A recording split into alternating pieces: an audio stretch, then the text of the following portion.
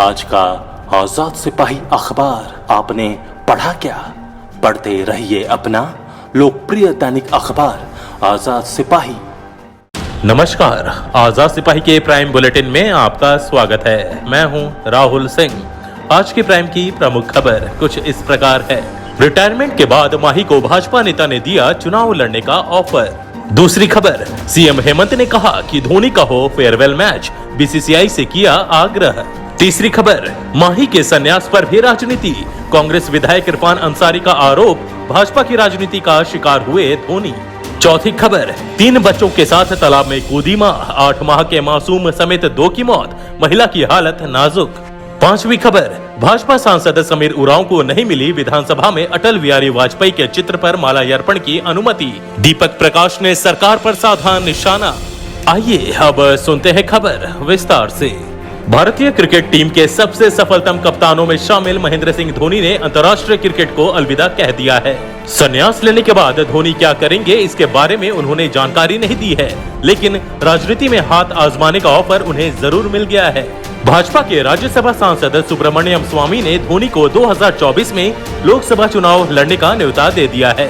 बता दें कि शनिवार शाम को महेंद्र सिंह धोनी ने रिटायरमेंट की घोषणा करके सबको चौंका दिया था। इसके एक दिन बाद भाजपा नेता सुब्रमण्यम स्वामी ने ट्वीट कर कहा कि एमएस धोनी क्रिकेट से रिटायर हो रहे हैं और किसी अन्य चीज से नहीं। बाधाओं से लड़ने की उनकी प्रतिभा और एक टीम का नेतृत्व करने की जो क्षमता उन्होंने क्रिकेट में दिखाई है, उसकी सार्वजनिक जीवन में काफी जरूरत है। उन्हें 2024 में लोकसभा चुनाव लड़ना चाहिए। धोनी के संन्यास के ऐलान के बाद लोग लगातार उन्हें बधाई संदेश दे रहे हैं। इसी बीच कांग्रेस के नेता कपिल सिब्बल ने कहा कि धोनी हमारे दिल दिमाग से कभी रिटायर नहीं होंगे। वहीं केंद्रीय मंत्री अमित शाह ने कहा कि विश्व क्रिकेट को हेलीकॉप्टर शॉट्स की बहुत याद आएगी। बीसीसीआई के पूर्व अध्यक्ष शरद पवार ने कहा कि क्रिकेट से मेरा लंबा नाता रहा है और जब हमने एमएस धोनी को कप्तान बनाया तो हमें यकीन था कि वह भारत के सबसे सफल कप्तानों में से एक होंगे। अब नजर डालते हैं आज की दूसरी प्रमुख खबर पर। महेंद्र सिंह धोनी के अंतर्राष्ट्रीय क्रिकेट से संन्यास लेने से पूरे देश में उनके चाहने वालों के दिल टूट गए हैं। उनके संन्यास लेने की खबर आने के बाद झारखंड के मुख्यमंत्री हेमंत सोरेन आहत हैं। उन्होंने ट्वीट कर कहा कि देश और झारखंड को गर्व और उत्साह के अनेक क्षण देने वाले माही ने अंतर्राष्ट्रीय क्रिकेट से संन्यास ले लिया है। हम सबके चहेते झारखंड के लाल माही को नीली जर्सी पहने नहीं देख पाएंगे, पर देशवासियों का दिल अभी भरा नहीं है। मैं मानता हूं कि हमारे माही का एक फेयरवेल मैच रांची में हो, जिसका गवाह पूरा विश्व बनेगा। हेमंत सोरेन ने अपने अगले ट्वीट में बीसीसीआई से अपील की है कि वह महेंद्र सिंह धोनी के लिए एक फेयरवेल मैच कराए, जिसकी मेजबानी झारखंड करेगा। अब नजर डालते हैं आज की तीसरी प्रमुख खबर पर। जामताड़ा से कांग्रेस के विधायक डॉक्टर इरफान अंसारी ने भारतीय क्रिकेट टीम के पूर्व कप्तान एवं पूरे विश्व में भारत का नाम रोशन करने वाले महेंद्र सिंह धोनी के अचानक संन्यास लेने पर अपनी प्रतिक्रिया में कहा कि वह भाजपा की राजनीति का शिकार हुए हैं। अब भी माही में काफी क्रिकेट बचा है। वह पूरी तरह से शारीरिक और मानसिक रूप से फिट हैं। यही कारण है कि माही चेन्नई सुपर किंग्स के लिए उपलब्ध हैं और अभी 5 साल और क्रिकेट खेलेंगे। जो व्यक्ति आईपीएल खेल सकता है वह अंतर्राष्ट्रीय क्रिकेट क्यों नहीं?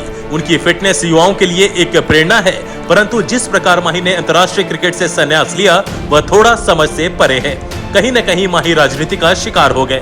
धोनी को क्रिकेट बोर्ड द्वारा जारी कॉन्ट्रैक्ट लिस्ट की किसी भी कैटेगरी में जगह नहीं देकर बीसीसीआई ने साफ साफ इशारा कर दिया था। बीसीसीआई के इस फैसले के बाद से ही माना जा रहा था कि धोनी का अब राष्ट्रीय टीम में खेलने का रास्ता मुश्किल हो गया है। कहीं न कहीं माही भाजपा की राजनीति का शिकार हो गए। गृह मंत्री अमित शाह के बेटे एवं बीसीसीआई सचिव जय शाह के दबाव में धोनी का नाम कॉन्ट्रैक्ट लिस्ट से हटाया गया। विधायक ने महेंद्र सिंह धोनी से भी आग्रह किया है कि वह अपने संन्यास के फैसले पर पुनर्विचार करे, क्योंकि पूरा भारत अभी उन्हें क्रिकेट खेलता दिखना चाहता है। धोनी प्रतिभा के धनी हैं और इनके नेतृत्व में भारत ने तो विश्व कप जीता ही है। अब नजर डालते हैं आज की चौथी प्रमुख खबर पर। पलामू के लेस्लीगंज थाना क्षेत्र के गोराडीही टोली गांव में रविवार को एक मां अपने 3 बच्चों के साथ तालाब में कूद गई। घटना में 2 बच्चों की पानी में डूबने से मौत हो गई, जबकि महिला की हालत गंभीर है। उसकी बेटी सही सलामत है। घटना की वजह पति से विवाद होना बताया जा रहा है।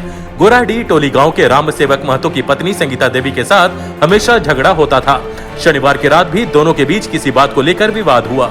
इसके बाद सुबह होते ही संगीता अपने 3 बच्चों गीतांजलि, रूपांजलि और 8 महीने के बेटे राकेश को लेकर घर से निकली और पास ही तालाब में 3 बच्चों के साथ कूद गई। घटना के वक्त कुछ लोग खेत की ओर जा रहे थे। उन्होंने सभी को पानी से बाहर निकाला। हालांकि तब तक गीतांजलि और राकेश दम तोड़ चुके थे। रूपांजलि तालाब में गिरने से बच गई। संगीता देवी की स्थिति गंभीर बनी हुई है और उसे अस्पताल में भर्ती कराया गया है।